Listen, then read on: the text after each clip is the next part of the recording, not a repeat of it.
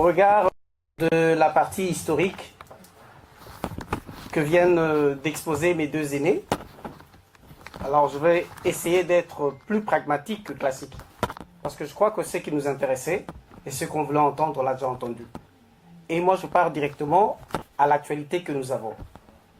Nous avons des étrangers chez nous et nous constatons, avec beaucoup de regrets, peut-être avec beaucoup de colère aussi, que les ressortissants rwandais, sommairement qualifiés de Tutsi et qui se font appeler Tutsi congolais, nous posent des sérieux problèmes, voire des problèmes sécuritaires. Nous partons du principe que nous venons aujourd'hui parce qu'ils ont tenu une conférence dans la même salle, bon, certains ont suivi, où non seulement ils se disent congolais, mais qu'ils réclament des terres en RDC. Bon. Ceux qui ont participé à cette conférence et leurs motivateurs ne se rendent pas compte de l'énormité de leur bavure. Donc, des Congolais, nous tenons ce débat en plein 21e siècle. Il existe encore des Congolais qui n'ont pas de terres. Et ils ont aussi une particularité par rapport à toute la population congolaise. Exceptionnellement, ils sont nommés par rapport à leur situation géographique, les Banyamulenge, parce qu'ils habitent la montagne de Mulenge. Tout le reste des ethnies congolaises, nous sommes désignés par rapport à notre langue. Je suis Mkongo, moi, parce que nous parlons Kikongo. Et même dans la tribu Bakongo, il y a aussi des particularités de sous-groupes. Je vais être plus rapide, je dirais, chez nous, et je vais la souligner, les tribus répertoriées par les colons belges sont partis quand même d'un travail énorme des historiens, des ethnologues, des sociogéographes, des linguistes, et j'en passe. Et tous ont retenu un principe. Les ethnies en RDC répondent à un principe trilogique. Un peuple, une langue, ensuite une terre. Ils n'ont pas de terre, ils parlent Kinyarwanda, donc la langue parlée au Rwanda, parce que les Kitutsi n'existent pas, les Hutus n'existent pas. Et d'emblée, par rapport à ces deux arguments, ils ne répondent pas aux critères de sélection pour être congolais. Je ne suis pas encore entré dans les détails.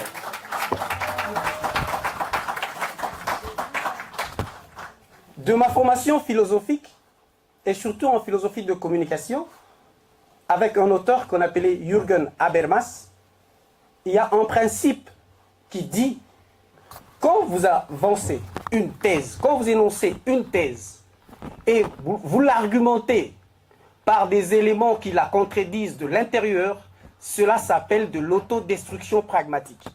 Vous n'avez pas besoin d'une réponse, vous posez une thèse et vous l'éliminez vous-même. C'est ce qu'ils font. Ils sont congolais, mais ils ne parlent aucune langue du Congo, ils parlent la langue parlée au Rwanda. Et ils viennent en Belgique pour nous dire, dans cette même salle, pour dire qu'ils ont le soutien des États-Unis et de la communauté internationale pour réclamer les terres de Minembwe, de Rutshuru et d'Uvira. Est-ce que vous vous rendez compte du degré de cette bavure? Et j'aimerais bien contredire le Congolais qui les a accompagnés ici. Je cite son nom, M. Omar Basile Diatezoa. Je voudrais bien qu'il soit là et qu'il me réponde. Je vais débattre avec lui par rapport aux principes retenus. Moi, je pars du temps du règne de Mobutu, parce que mes aînés sont partis de l'histoire. Je dis, je serai plus pragmatique, moins classique. Donc, ces gens qui sont congolais, depuis que le Congo existe, ou au moins dans la configuration que notre pays a eue depuis la conférence de Berlin, Mobutu prend le pouvoir, et jusqu'à 72, Papa Dieudonné vient de le dire, les gens qui sont déjà congolais demandaient la naturalisation. Donc, un Flamand qui introduit la demande de la nationalité belge. Un Wallon qui introduit la demande de la nationalité belge. Puisque je n'ai pas trouvé de terme, vous pouvez m'aider. Existe-t-il un dédoublement de nationalité? Ou pour garder l'expression difficile philosophique, Existe-t-il une nationalité exponentielle? C'est-à-dire, vous avez une autre nationalité au-delà de ce que vous avez déjà. Et j'ai entendu certains Congolais, dans le débat de basse facture que nous vivons actuellement, de ce qu'on appelle la classe politique, j'ai entendu des gens dire qu'ils sont Congolais parce que Mobutu leur a déjà accordé la nationalité. Merci beaucoup. Reprends tes études à partir de l'école maternelle. J'entre en détail dans ce qu'on appelle les ordonnances polémiques de Mobutu. En 1972, il eut l'ordonnance numéro 72-002 du 5 janvier 1972. Par cette ordonnance, et là encore, vous remarquerez qu'il y a Lubwenge qui continue, puisque vous l'avez dit. Mais cette ordonnance ne concerne pas les Tutsis seulement, ni les Hutus, ni les Banyarwanda. C'était une ordonnance qui concernait les étrangers résidant en RDC. Premier point. Deuxième point. Mobutu, dans cette ordonnance, quand il était question de l'article 15 concernant les Banyarwanda, c'est-à-dire les originaires du Rwanda, Urundi, a dit ce qui suit. Je veux bien le citer. Mobutu accorderait donc la nationalité zaïroise aux ressortissants de Rwanda, Urundi, ayant résidé en RDC avant le 1er janvier 1950. Avant le 1er janvier 1950. Et qu'en est-il de ceux qui sont venus après? Parce qu'ils étaient régis, tous d'ailleurs, et surtout en particulier ceux-là qui étaient des réfugiés de leur dernière guerre avant l'indépendance, ils étaient régis par un texte de l'ONU qui leur interdisait toute activité politique en RDC, de s'impliquer dans l'armée ou dans la police, ou de demander la nationalité congolaise. Et quand tous, j'ai dit, tous s'appuient sur cet article, sur la nationalité congolaise, mais il ne parle pas de l'article 15, il parle de l'article 15, pas l'article 17. Parce que même si Mobutu a octroyé la nationalité zaïroise à l'époque à tous les étrangers, il y a marqué des restrictions. Ils ne pouvaient pas participer à la fonction politique, à aucune autre fonction liée à un mandat électif. Ils ne pouvaient pas être nommés dans des grades équivalents à un chef ou un cadre dans une entreprise de fonction publique pendant un délai d'au moins 15 ans. Et je continue. Ils ne pouvaient pas être ni dans notre armée, ni dans notre police. Et ça, ils n'en parlent pas. Surtout que la nationalité congolaise restait une et exclusive. 9 ans après, Mobutu va se rétracter, suite à la pression du comité central, de ses propres conseillers juridiques et politiques, et surtout des notables de l'Est, parce que cela a créé un malaise dans des coins où ces Rwandais sont venus s'installer. 9 ans après, Mobutu signera une autre ordonnance qui va annuler la première. Donc jusque-là, on est en 1981, ils ne sont pas encore congolais. Surtout que Mobutu va évoluer, et j'ai dit que je serais très résumé. Non seulement il a annulé, mais Mobutu a insisté sur le fait que la nationalité zaïroise est une et exclusive. Pourquoi? Parce que eux, ils étaient déjà soumis à leur loi de 28 septembre, je crois, 1963, qui leur ouvrait la voie à obtenir une autre nationalité. En plus, Mobutu, suite à ce désagrément, a introduit le principe, il y en a 5, mais je retiens seulement 3, pour passer plus rapidement. Mobutu a introduit le principe de la petite et de la grande naturalisation. C'est hyper important. C'est-à-dire, vous introduisez individuellement le dépôt de la demande de naturalisation, vous obtenez l'avis favorable, après avoir vérifié votre attestation de bonne vie et mœurs et votre casier judiciaire, mais vous passez par une période probatoire, c'est-à-dire vous n'êtes pas encore entièrement zaïrois. Et la période probatoire pouvait aller jusqu'à 2 ans, mais pendant cette période-là, vous devez faire allégeance à la nation zaïroise. C'est-à-dire on doit voir pendant cette période que vous n'êtes pas un ennemi probable de la République. Vous ne pouvez pas vous liguer en ennemi de la République et vous respecterez toutes les lois de la République. C'était déjà assez strict pour nous, vous vous souvenez, quand un Zaïrois marchait, il y avait salut au drapeau, vous étiez obligé de vous arrêter. Quand on chantait l'hymne national, vous étiez obligé de vous arrêter. Si vous étiez un étranger, cela pouvait aller très loin jusqu'à vous refuser la nationalité zaïroise. Vous vous rendez compte, il était dictateur. Mais avec son temps, parce que cette dernière ordonnance, il l'a prononcée pendant la session d'ouverture du comité central, où il voulait mettre un terme définitif. Je dis bien définitif en 1981. Et d'ailleurs, son discours s'intitulait « Au Zaïre, qui est zaïrois, qui ne l'est pas ». Et quand il en a fini, point barre, on n'a plus parlé des Banyarwanda, je ne parle pas des Tutsis, des Banyarwanda, qui étaient congolais. Et personne ne nous dit qu'il y a eu des oppositions ou des guerres. Jusqu'à la fin du règne de Mobutu. Il a chuté le 17 mai 1997. On avance encore donc jusqu'en 1997, ces Banyarwanda n'étaient pas zaïrois. Mais pourtant, ils se disent zaïrois avant la conférence de Berlin, alors que nous n'étions pas des zaïrois. Congolais avant la conférence de Berlin, nous n'étions pas encore congolais. Nous sommes devenus congolais après l'État indépendant du Congo pour devenir Congo-Belge. Donc, ils sont des mères particulières au monde qui donnent le nom à leurs enfants alors qu'ils ne sont pas encore enceintes.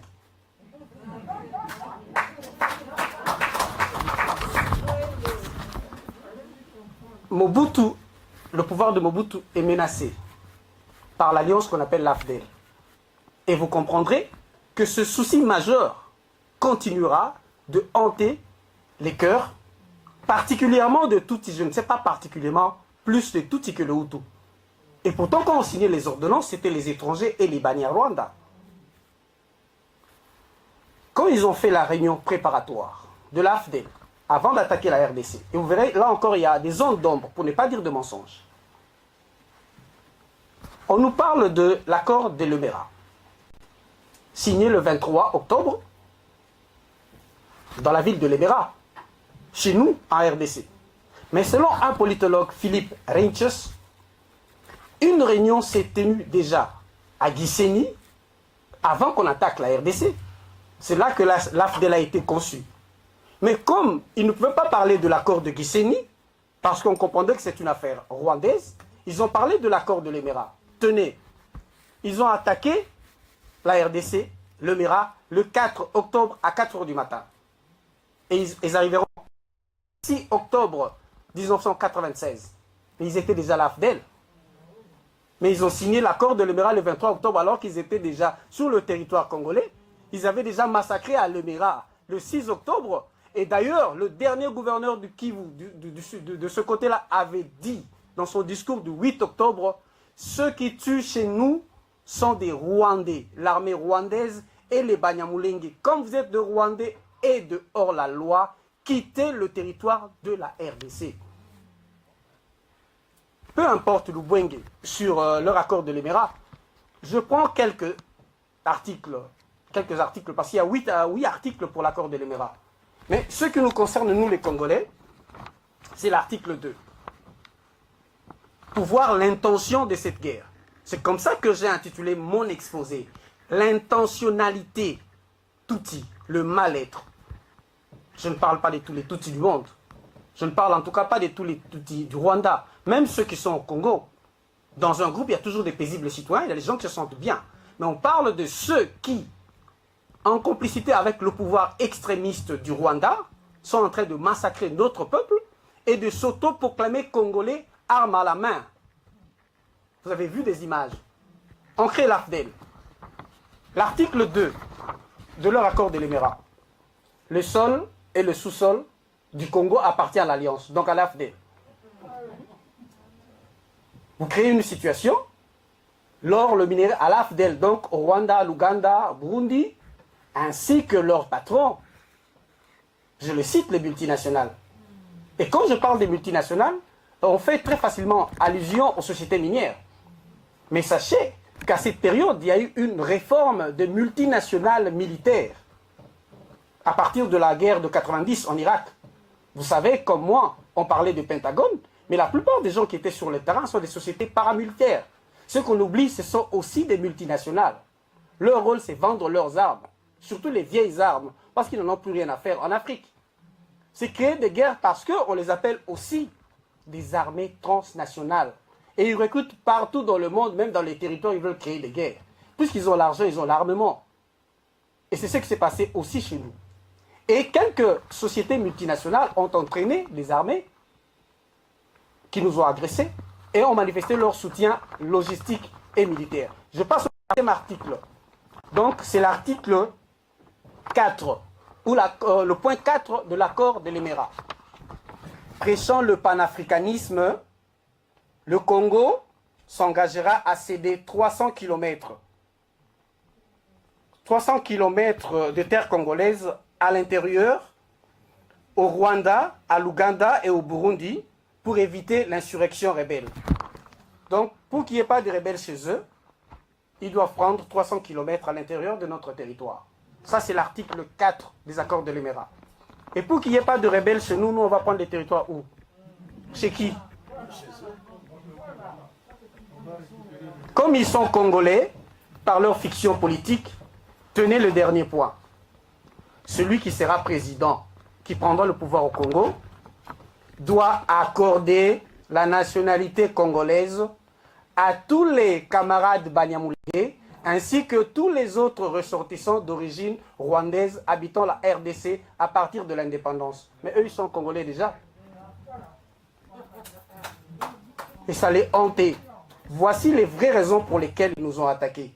Bon, une des raisons, d'abord prendre nos richesses, en complicité avec leurs bailleurs et leurs patrons, prendre notre territoire, mais ils ne disent pas récupérer leur territoire. S'ils étaient conscients que ça leur appartenait depuis belle lurette, ils auraient dû dire dans leurs accords, on vient récupérer les territoires qui nous appartenaient. Même là encore, historiquement, je trouve que leur argumentaire est fragile, comme ils sont intellectuellement faibles. Ça ne s'est pas terminé là. Vous verrez que tout notre pays, après, on a eu des véritables casse-têtes. Comme si il fallait changer des lois, des décrets, voire la Constitution pour plaire à ces Banyamulenge. Quand Laurent Désiré Kabila les a chassés, je ne sais pas, Yogo, si tu as encore l'image là, que j'aime beaucoup. En conclusion, qu'est-ce qu'il a dit? Au fait, il a été tué parce qu'il n'a pas voulu, en dernière minute, respecter ses principes. C'est-à-dire le sol et le sous-sol, que cela appartienne à l'Alliance, donc au Rwanda, à l'Ouganda, au Burundi, et qu'on cède une partie de notre territoire, il a bien dit, il ne cédera pas. En fin de compte, qui deviennent de Congolais, qu'est-ce qu'il nous a dit? J'aimerais bien que vous suivez juste une minute.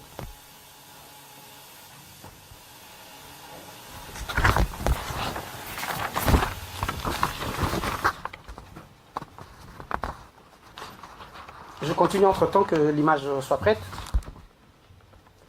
Quand Laurent Désiré Kabila a chassé tous les Rwandais qui étaient avec lui, même ceux qui se disaient Banyamulenge sont partis. Ils sont partis où? Il a bien dit, ils sont rentrés chez eux au Rwanda. L'expansion territoriale est une autre motivation. L'Empire Himatusi a besoin de territoires, de terres congolaises. Et vous savez que nous ne sommes pas d'accord. Je viens d'apprendre ici, que vous n'êtes pas d'accord non plus. Alors, cette guerre qu'on nous impose est une guerre injuste. Nous devons la dénoncer. Merci, c'est déjà suffisant. À l'issue de ces propos, et après tout ce qu'on vient de dire, Laurent Désiré Kabila sera donc assassiné. Un premier coup réussi, il a nommé son fils Joseph Kabila. Et le champ est libre pour réaliser une partie de leur rêve. Avec tous les seigneurs de guerre qui sévissaient dans notre pays, ils vont créer ce qu'on a appelé le dialogue intercongolais, l'accord global inclusif, tout ce que vous voulez, avec une constitution de transition. Mais avant cela, il y aura encore un décret-loi publié en 2004. Tu es au 3/4 de ton temps? Oui, pas de souci. Et je chute d'ailleurs, moi. Il y aura l'ordonnance loi qui sera publiée par Hippolyte Kanamba alias Joseph Kabila C'est la loi numéro 04/024 du 12 novembre 2004. Là, le problème de Banyamulenge revient encore.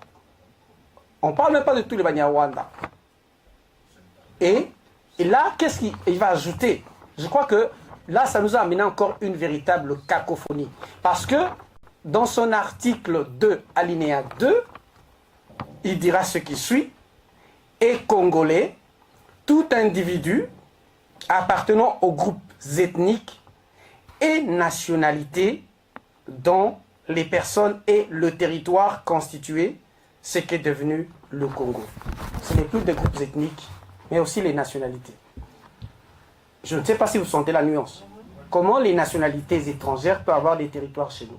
Si on avait trouvé un Indien à cette époque, si on avait trouvé des Indiens, ils seraient devenus Congolais.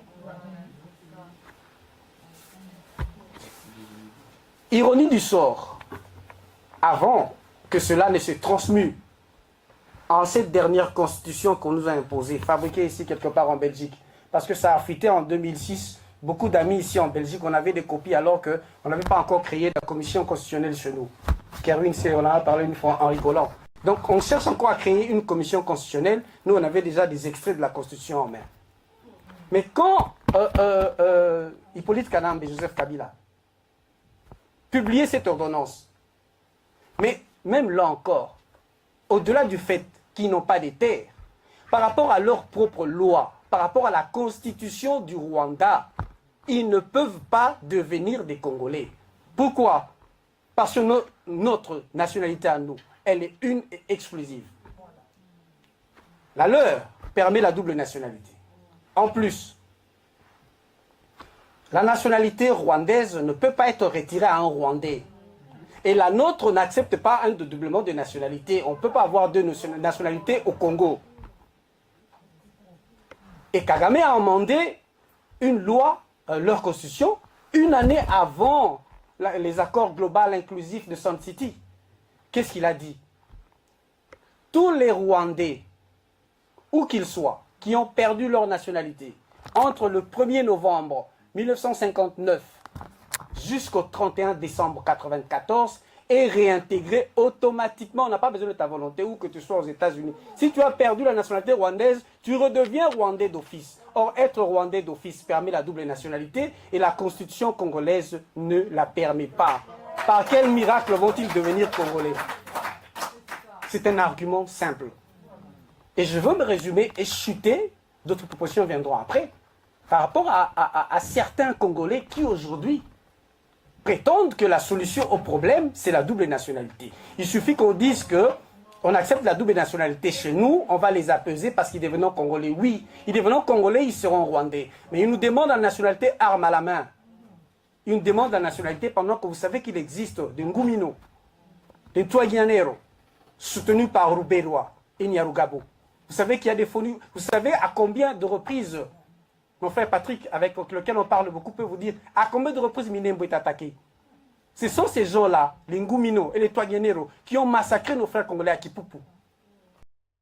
D'une année. C'est de cette manière qu'on demande la nationalité. En dernier ressort, et je chute pour conclure, si un jour les Congolais pouvaient accepter la double nationalité, pour nous, pour notre équipe, pour notre association, Agir pour la libération de la RDC, pour Patrick Yogo et moi et les autres Luc, il ne peut y avoir de double nationalité que pour des Congolais, des vrais, des souches. On peut avoir une deuxième nationalité, mais tout étranger qui voudra devenir Congolais perdra sa nationalité d'origine à la suite de cette expérience malheureuse. J'ai dit et je vous remercie.